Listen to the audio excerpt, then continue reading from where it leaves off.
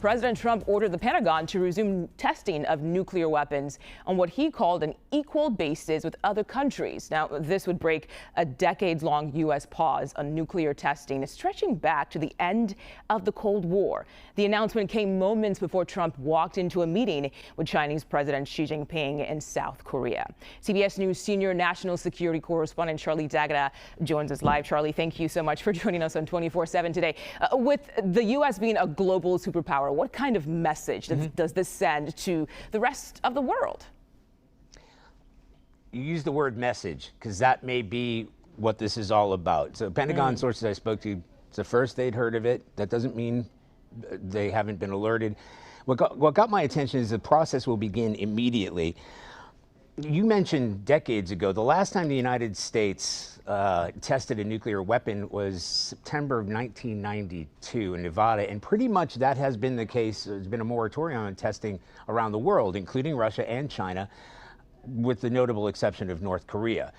Now, the Russians have recently tested nuclear-propelled weapons and nuclear-capable weapons, but they didn't include detonations. And we don't need to trust the Russians on this because we can monitor, the United States can monitor detonations. So the Kremlin has already come out and said, look, if that's because of other countries, you know, he went after Trump said we just instructed the Department of War to test these nuclear weapons.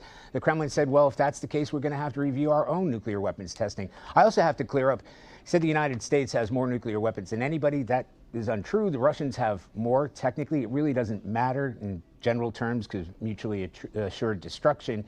Right. But the Russians have a great number of what's called tactical nuclear weapons, weapons that would be used on battlefields, less so from the United States, but strategic nuclear weapons, the Russians still have more than the United States. So I really have to find out, when it says with immediate effect, we want to find out if they've even put in place a process to restart the testing of nuclear weapons, even hypothetically. Okay. Charlie, I also want to ask you about this because the Trump administration's campaign against narco-terrorism is escalating. Defense Secretary Pete Hegseth says the U.S. military struck another alleged drug-carrying boat. So what can you tell us about this latest strike? Yeah, so escalating and expanding. This is another strike in the Eastern Pacific, so not in the Caribbean, not off the shores of Venezuela. This is more likely off the coast of Colombia en route to Mexico. And we had already reported a couple of days ago the deadliest strikes. There were 3 strikes that took out 4 vessels, 14 individuals, suspected narco-terrorists in those strikes. So what we're seeing here is an expansion of not only the Caribbean. Most of the focus recently has been on the Eastern Pacific.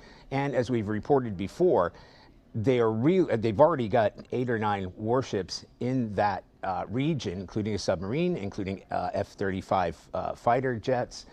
But in addition to that, the largest and most advanced carrier in the world, the USS Gerald R. Ford, is currently on the way to that region as well, something they call Southcom or Southern Command, and it's going there from European Command. And that is the biggest deal. There's no bigger flex than an aircraft carrier and the strike group. So you're talking about bristling with 4,500 sailors, Marines on board, the aviators, the F-35s, F-18 fighter jets, and these are more used in a scenario against bombing campaigns against the Houthis and also in air defense suppression. So I have said before, the United States is preparing for war. That doesn't mean they're going to war.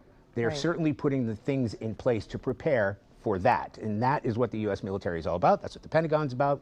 And that is not exaggerating. You are putting the kind of military hardware in place to launch airstrikes. And it couldn't be simpler than that. Okay. Charlie D'Agata, thank you so much for your insight. We appreciate it.